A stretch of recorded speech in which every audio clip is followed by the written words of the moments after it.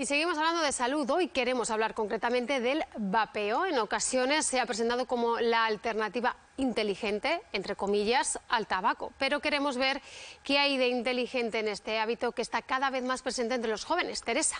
Y lo vamos a analizar, Vanessa, viendo las cifras, la población española que vapea en estos momentos según datos del Ministerio de Sanidad. Podemos decir que el 19% de la población entre 15 y 64 años ha consumido cigarrillos electrónicos, tanto con nicotina como sin nicotina. Y además hay que decir que son más hombres que mujeres los que tienen este hábito. Y desde el punto de vista de los más jóvenes, entre 13 y 14 años, más del 54%, en concreto el 54,6% de los alumnos, de los chicos jóvenes entre 14 y 18 años, lo ha probado en alguna ocasión. Y hoy hemos traído aquí a plató para hablar con nosotros a Lourdes Clemente, que es médico de familia, especialista en tabaquismo. Queremos analizar estos datos y las consecuencias del vapeo, y lo primero que le vamos a preguntar es que si es realmente una alternativa inteligente al tabaco. Lourdes. Bueno, pues la única alternativa inteligente que hay hoy en día al tabaco es dejar de fumar totalmente y no consumir ni cigarrillos electrónicos, ni tabaco, ni cachimbas, ni bolsitas de nicotina, absolutamente nada, porque todos ellos se ha demostrado que tiene consecuencias patológicas para la salud, y no solo para las personas que los consumen, sino también para las personas de su entorno. Nos centramos en el vapeo, en el que, como decíamos antes, llegó como una novedad, como si, supuesta, vamos a decirlo así entre comillas, ¿no? Esa alternativa al tabaco, sabores, colores, de esta manera, todavía atrae más la atención de curiosos y sobre todo de jóvenes. Efectivamente, así es. La industria del tabaco tiene pues grandes promotores, grandes especialistas en marketing, y tienen que buscar alternativas para sustituir a aquellas personas que se mueren a consecuencia del tabaco. 1 de cada 2 fumadores va a fallecer a consecuencia del tabaco, y la otra persona que no fallece va a tener enfermedades que le van a quitar muy gravemente su calidad de vida. Entonces la industria del tabaco tiene que buscar alternativas para sustituir a esas personas que están falleciendo por el consumo de ese producto que ellos están produciendo. ¿Cómo lo hacen? Pues apoyándose y buscando los vacíos legales, y de ahí sacaron el cigarrillo electrónico, cigarrillos que tienen sabores, que son muy atractivos, sobre todo pues sabores como fresas, mentolados y todo tipo de sabores, que hacen incluso maracuyá, y además tienen unos diseños preciosos y hacen que las personas más jóvenes pues quieran probarlos y quieran ver qué es eso que tiene esos colores tan bonitos y esos sabores tan maravillosos. Le hemos puesto como título a esta mesa: yo no fumo, solo vapeo, y lo podemos ver en la cartela aquí en plató, porque hay muchas personas que se sienten muy tranquilas porque dicen que no tienen adicción al tabaco, pero que vapean. ¿Es mejor vapear que fumar, Lourdes? Por desgracia, no podemos decir que sea bueno ni vapear ni fumar. Ninguna de las dos alternativas son buenas. La única alternativa, insisto, es dejar totalmente el consumo de productos relacionados con el tabaco. Esa es la única alternativa que es sana y segura. En muchas ocasiones también se toma, como decíamos, este vapeo como una alternativa o un camino para ir dejando el tabaco, dejar de fumar. ¿Es realmente una decisión correcta o no? Pues me temo que no. A día de hoy ya se ha demostrado que esas personas que intentan dejar de fumar con el cigarrillo electrónico, la mayor parte de ellas no lo consiguen, y además muchas de ellas terminan teniendo un consumo dual, es decir, consumen cigarrillos y consumen cigarrillos electrónicos. Y algunos piensan, bueno, como los cigarrillos que no me lo fumo como cigarrillo electrónico, algo menos de problema tendré. ¿Y qué pasa? Pues que eso no es cierto. Se ha visto que esas personas tienen todavía más riesgo. Aquellas personas que solo consumen cigarrillos tienen el doble de riesgo de enfermedades cardiovasculares, de tener un infarto de miocardio, un ictus. Pero si además consumen cigarrillos electrónicos, ese riesgo se multiplica y se convierte en 3 veces mayor riesgo.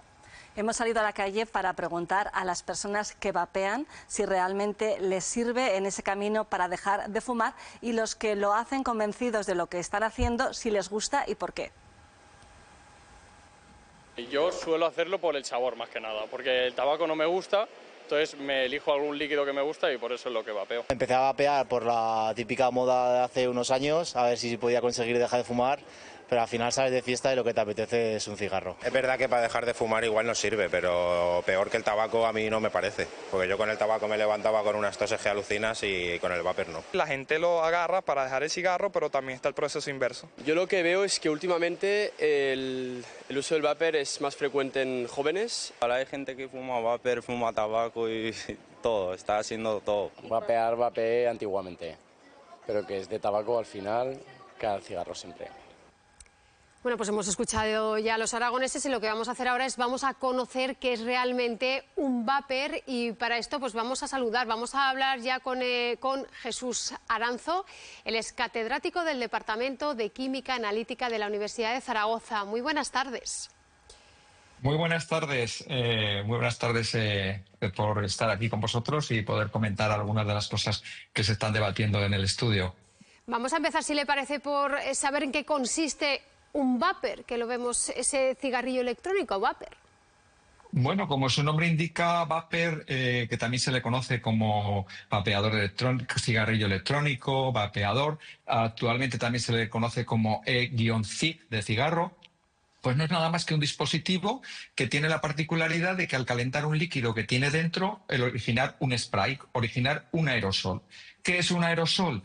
Pues un aerosol es para que todos lo podamos entender, cuando nosotros pulsamos en un desodorante, pues bueno, esa cantidad de partículas pequeñas en agua, en disolvente, en un aroma, eso es un aerosol.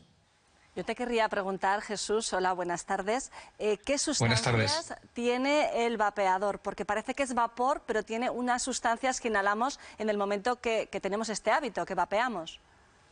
Correcto. Bueno, el contenido, las sustancias que tiene, algunos de los cigarrillos electrónicos también se han detectado la presencia de nicotina. No todos tienen nicotina, evidentemente, pero sí que tienen sustancias como el propilenglicol. El propilenglicol es un aditivo, es un compuesto que también se le llama glicerina vegetal, que al calentarse va a liberar una serie de sustancias. Claro, estamos hablando de reacciones químicas y esas reacciones químicas se producen como consecuencia de que ese propilenglicol va a originar acetaldehídos, va a originar formaldehídos, que está demostrado en la ciencia que son potencialmente cancerígenos. Y ese es el verdadero problema.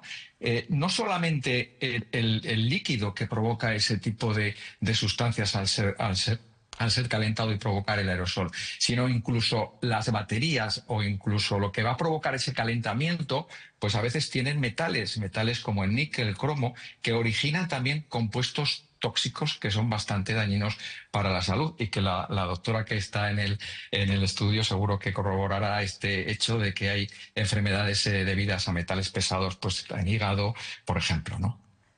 No sé si por alusiones. Sí, efectivamente así es. El humo de los vapers y la composición de los vapers, aparte que absolutamente nadie sabe exactamente qué contienen, porque no hay una legislación que lo especifique, pues contienen estos metales pesados que pueden afectar a todo el aparato, a todo el organismo, no únicamente al aparato respiratorio, sino también al hígado, al riñón, al aparato digestivo, al sistema osteomuscular. Entonces no podemos decir bajo ningún concepto que sean seguros. Yo quiero retomar de nuevo el título de esta mesa, porque si decimos que hay personas que vapean y se sienten muy tranquilas porque no fuman, que solo vapean, también, Jesús, le quiero preguntar por aquellas personas que vapean pero no tienen nicotina en el vapor y dicen, no, yo vapeo pero sin nicotina. ¿Es igualmente nocivo para la salud? Bueno, hay una cosa clara que me gustaría dejar en esta tertulia o en este debate, ¿no? Y es que el vapear, el aerosol, realmente inocuo no es. ¿Es menos dañino que el tabaco?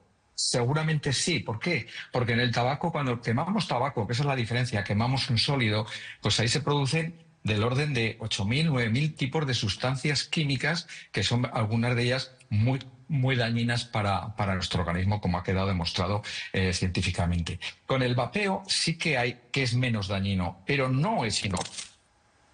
El tema es que otras sustancias y otros temas relacionados, como por ejemplo muchos partículas pequeñas que pueden entrar en los pulmones, lo que se llaman micro o nanopartículas, tampoco queda contemplado y eso también teníamos que ser conscientes que puede ser muy perjudicial para la salud. El tema de... Nos iríamos a otro campo que sería de las micropartículas, el tema de microplásticos, etcétera, pero todo esto va unido y genera, como digo, verdaderos problemas. De hecho, hay algunas enfermedades raras, que supongo que la doctora Lourdes Clemente podrá corroborar, relacionadas con ramificaciones dentro de los pulmones, lo que son los bronquiolos, que generan cicatrices, que generan inflamación, que a veces es difícil respirar, que se manifiestan también en toses y, bueno, pues yo creo que no debemos de descartar que el vapeo no es nada para dejar de tenerlo en cuenta y que afecta mucho a la salud y que tenemos que tratar también de evitarlo en la medida de lo posible. Jesús, estamos también hablando de esos vapers con nicotina, sin nicotina, con sabores, con olores. De forma muy breve, todas estas partículas, estas sustancias tóxicas, ¿cuánto puede tardar nuestro cuerpo en liberarse? Solo de un vapor, una jornada. Bueno, pues ahí no tengo una documentación explícita para hacer y decir, bueno, pues esto, por ejemplo, en 2 semanas, pues bueno, vas a tener ya daños en tu organismo. Pero realmente el problema es que estas sustancias pues generan adicción y normalmente pues cuando uno empieza con el vapeo, pues no se va a quedar ahí en el vapeo de utilizarlo únicamente el fin de semana. Es decir, esto va a ir creciendo y es lo que pasa, que se convierte en una rutina, se convierte en algo que puede ser perjudicial a la larga para la salud. Jesús Anzano, que antes he pronunciado mal ese apellido, muchísimas gracias por atender y participar en este debate. Muchas gracias por permitirme estar en este debate tan interesante y desde mi modesta opinión yo puedo manifestar que dentro de los contenidos analíticos pues existen muchas sustancias que son peligrosas, muchas de ellas, y que en la medida de lo posible pues hay que intentar el tratar de no utilizar esta cuestión que es un poco social, digamos, y bueno, eso es lo que yo quería manifestar. Muchas gracias por permitirme estar con vosotros y con vosotras. Gracias, Jesús.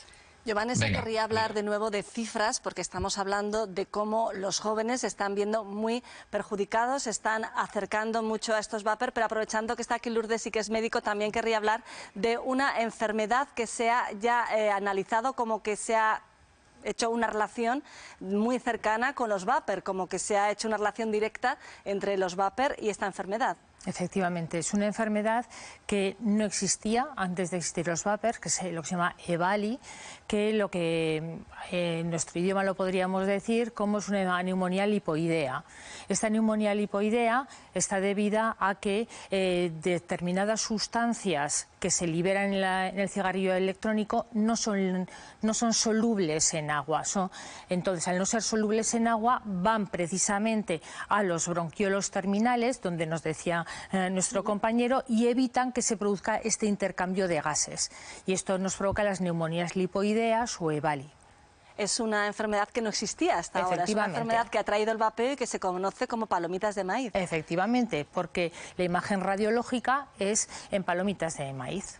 Ahora sí que vamos a ir con los datos, porque ya decíamos antes, Vanessa, que más del 54% de los adolescentes entre 14 y 18 años ha probado el vapor alguna vez, pero es que también hay una cifra preocupante, que es el 25% de los niños entre 12 y 13 años también ha vapeado, y esto es 1 de cada 4, Lourdes. Sorprende mucho porque es que lo tienen prohibido, no pueden comprar los menores un vapor en un estanco o en cualquier otro punto de venta.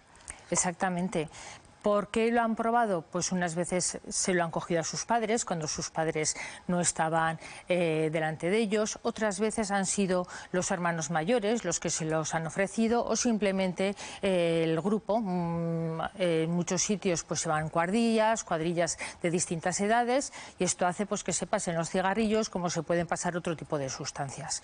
Y estos datos han hecho que en Galicia hayan decidido ser pioneros en esto, porque se va a convertir en la primera comunidad autónoma en legislar y en prohibir expresamente a los menores de edad comprar vapers, consumir estos vapers, comprarlos, adquirirlos en los puntos de venta. Cuando ya está prohibido en la legislación nacional, me pregunto, Lourdes, si hacía falta esta legislación autonómica. Sin lugar a dudas, sí. porque si con la legislación nacional no se cumple, tenemos todavía que reforzarla más con la legislación autonómica. Yo quería preguntarle, que precisamente lo decía ahora Teresa, y hemos escuchado en esa videollamada a Jesús Anzano, que hacía también ese matiz de lo social. Sí. Siempre es relacionado a lo social. Es Sí. el pie, o sea, es el paso previo para introducirse en ese vapeo. Efectivamente. O tabaco también estamos hablando. Exactamente. Cuando describimos el tabaquismo, lo describimos como una enfermedad, porque ya está descrito como una enfermedad contagiosa. Dices, pero una enfermedad contagiosa, ¿cómo puede ser el tabaquismo en cualquiera de sus formas una enfermedad contagiosa? Pues precisamente porque se contagia a través del grupo. Normalmente se empieza a consumir cigarrillos o vapers o cachimbas estando en grupo.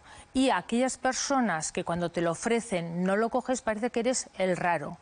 Anda, venga, que parece, ¿cómo no te vas a atrever? Que esto no pasa nada, a que no eres suficiente macho, a que no te atreves. Entonces, es lo que se llama una enfermedad contagiosa, pero por el contexto social. Habitualmente se empieza a consumir este tipo de sustancias en el ámbito social.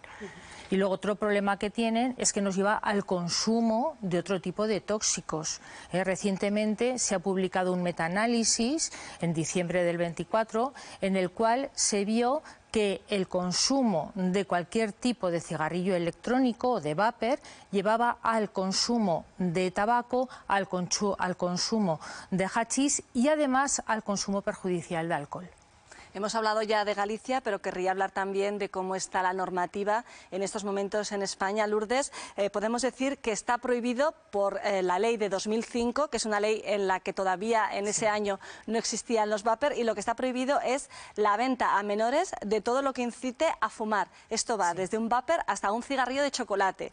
Es una legislación un poco antigua, que queda difusa. También está ahora en la reforma de la ley del tabaco, se está previsto que se incluya el vapor en todos aquellos espacios que se quieren ampliar libres de humo, es decir, que no se va a poder fumar y tampoco se va a poder vapear. Si ahora ya está prohibido en centros educativos, en centros sanitarios, no se va a poder también fumar en los espacios al aire libre, que ahora te preguntaré qué significa esto y cómo los aerosoles del vapor pueden contagiarse o pueden perjudicar a las personas al aire libre. Y en la parte positiva tenemos que decir que desde el 1 de abril los impuestos relacionados con los vapers son los mismos que los que hay en todos los artículos y productos relacionados con el tabaco. Pero vamos a ir con lo que comentábamos del vapor al aire libre. ¿En qué momento perjudica esto a las personas que están en un espacio al aire libre y tienen a una persona al lado vapeando? Pues perjudican en el mismo momento en el que tienen al lado a una persona que les está echando o que le está provocando que en su ambiente, en sus 3 metros cuadrados, haya una sustancia tóxica como es el vapor que sale de este tipo de productos. ¿Pero el hecho de que esté al aire libre puede ser menos perjudicial o...? A ver, sin lugar a dudas es menos perjudicial que si está en un ambiente cerrado, en un sitio cerrado, pero eso no quiere decir que no sea perjudicial. Por ejemplo, si se produce un incendio, el incendio es al aire libre y usted cree que ese humo de ese incendio es seguro, aunque esté al aire libre.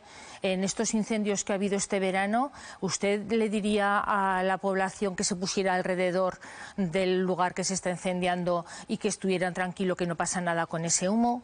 Probablemente no. Pues con el vapor pasa lo mismo. Esas sustancias que se expulsan tienen tóxicos y esos tóxicos en mayor o menor medida están afectando a las personas que están expuestas al mismo. Lourdes, Teresa, me vais a permitir ahora mismo ya saludar, que nos está esperando al otro lado, a Raquel Fernández Mejina. Ella es presidenta de la asociación nofumadores.org, una asociación que pide la retirada de los vapers desechables. Muy buenas tardes. Buenas tardes. ¿Son estos vapers, los desechables, más atractivos para los jóvenes?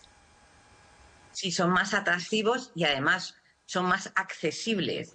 Tienen un precio muy bajo, irrisorio, no tienen prácticamente impuestos especiales y bueno, están en cualquier esquina, los pueden acceder a ellos en bazares, en tómbolas, en máquinas expendedoras. Aunque son menores de edad, teóricamente no los pueden comprar, pero la realidad es que los compran y los compran de forma muy fácil. De mismo modo que también compran tabaco, puesto que la edad de inicio al consumo son los 14 años, los menores también acceden al tabaco, pero los vapers lo tienen muchísimo más fácil. Por eso es tan importante que se prohíba su comercialización y luego, bueno, también, por ejemplo, con los cigarrillos electrónicos, ya no de los desechables, sino los que son recargables, que se prohíban los sabores y aromatizantes y que solo tengan un sabor a tabaco, porque esto le resta mucho atractivo al consumo por parte de jóvenes, por parte de personas que nunca han consumido tabaco previamente, porque para ellos efectivamente es un acto social que además ven en las redes sociales donde ellos pasan tantísimo tiempo. Un estudio de la Asociación Española contra el Cáncer dice que 9 de cada 10 jóvenes está expuesto al humo digital, es decir, ve a sus personas de referencia, los streamers, los youtubers, las personas, los influencers, están consumiendo y proporcionando de alguna forma ese consumo de estos productos de nicotina, los mal llamados vapers, este es un término de la industria del tabaco. Y esto no es algo casual, esto está pagado por la industria porque saben que el objetivo, quien quieren enganchar, son a esos menores de edad, porque, como habéis dicho antes, tienen 3 veces más de posibilidades de terminar consumiendo tabaco si se inician el consumo de estos cigarrillos electrónicos. Y bueno, también es verdad que todos aquellos que no se inician el consumo antes de los 18, luego es muy difícil que sí lo hagan, por lo cual esta industria, que necesita nuevos clientes para seguir subsistiendo, necesita enganchar a los jóvenes, y ahí es donde centra su marketing en las redes sociales, en los festivales de música. Raquel, buenas tardes. Yo quería volver a la legislación porque antes hemos hablado de lo que estaba prohibido, de lo que estaba permitido. En estos momentos los aromas y los sabores es algo que de momento sí que está permitido en España. Es una de las estrategias más que utiliza la industria, como el hecho de llamar vapor al cigarrillo electrónico, que no deja de ser una estrategia. Lo es. O sea, vapor lo único que hace es pues alejar el término y el producto de la palabra cigarrillo, que tiene muy mala prensa. Nos hace pensar que lo que inhalamos es un simple vapor de agua, cuando nos ha explicado el catedrático que es un aerosol altamente perjudicial, que tiene nicotina altamente adictiva, que tiene metales pesados, y que esto es perjudicial para la salud, especialmente de los más jóvenes, cuyo cerebro no se termina de desarrollar hasta los 25 años. Luego también tiene pues, enfermedades como la Vali, que son solo exclusivas del consumo de estos cigarrillos electrónicos. Raquel, muchísimas gracias por atendernos. Seguiremos muy pendientes de cómo evoluciona esa legislación, sobre todo, como nos decía mi compañera Teresa, en las diferentes comunidades autónomas que están dando ya pasos hacia ello. Gracias por atendernos esta tarde.